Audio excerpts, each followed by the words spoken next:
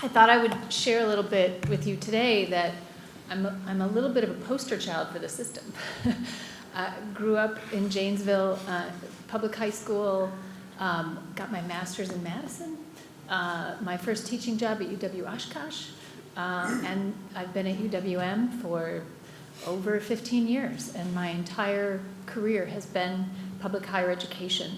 And that journey and that story, I think, can offer a little bit of insight about the nature of innovation and the incredible power and potential of collaboration and community partnership.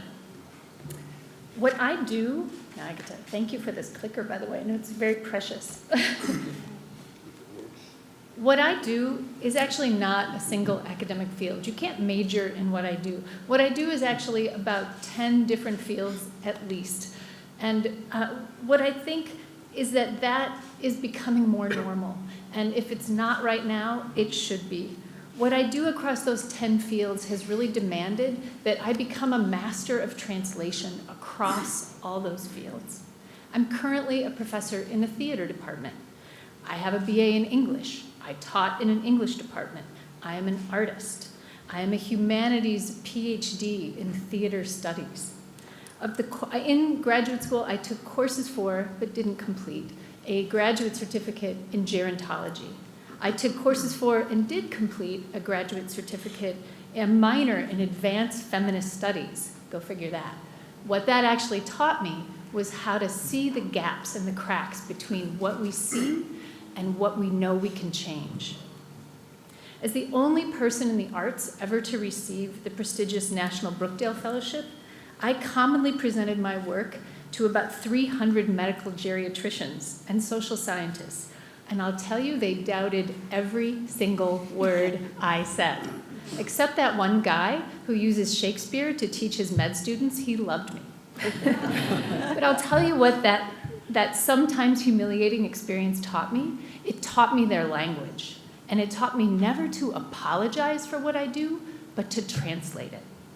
For 10 years at the University of Wisconsin-Milwaukee, I directed the Center on Age and Community, where I fostered dialogue between government, for-profit, nonprofit business professionals, and university researchers. Among those researchers were people from the fields of nursing, psychology, social work, history, sociology, and to some of you that might not sound that different, but let me tell you, they can be universes apart.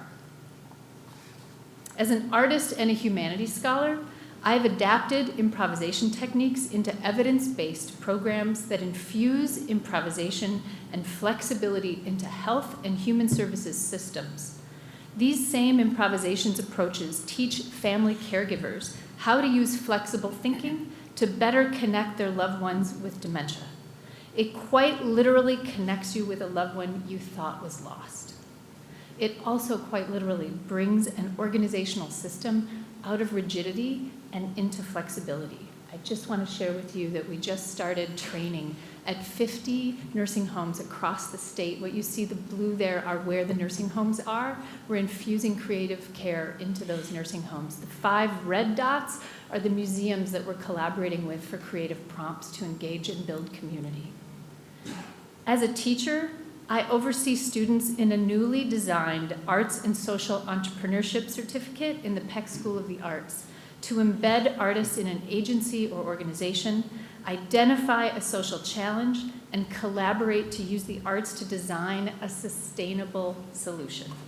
I oversee 3 art students who are right now living in long-term care communities, receiving free room and board in exchange for offering innovative community building programming. I'm overseeing 5 more who are embedded in city governments and in school districts. And yet what I do is not a single definable field. You can't major in what I do. There are not yet job titles or job descriptions that capture what these incredible students are capable of doing. But because we have our ears to the ground, because we have strong and trusted partnerships with the community, because we have space and time for reflection, because I have tenure, we can risk and imagine and teach and model for the field what the jobs of tomorrow can be. Together, my students, my colleagues, the other 275 community-engaged scholars at UWM, and my many, many community partners, we are between 10 fields, if not more. This is where innovation happens, because business models are eroding and evolving faster than we can possibly ever design educational programs. It is nearly impossible to draw a straight line between those innovations and an existing job title. So my colleagues and I, what we do in that moment, in that space, is that we train thinkers, we train makers, we train designers and planners and communicators, and they are fearless.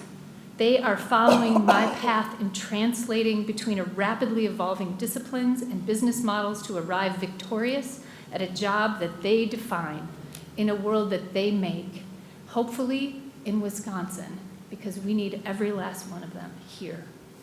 Innovation comes from diversity, bringing together people who don't speak the same language, who come from different worldviews, and they look at the same problem and collaborate to find that sustainable solution. We need to incentivize that collaboration across university and community, across departments, across languages. This is where innovation comes from. We need to incentivize those 275 other community-engaged scholars just at my campus alone who generously and genuinely coach their fearless students to step toward a job market where entrepreneurship is just code for make it up yourself. And they are, and they do, because we are training students to be creative, to improvise, and to translate between fields, and to build their own new worlds. I feel really blessed to have a chance to address you by this award, which you can tell still chokes me up, and by my work in public higher education for students and the communities who need us the most. Thank you.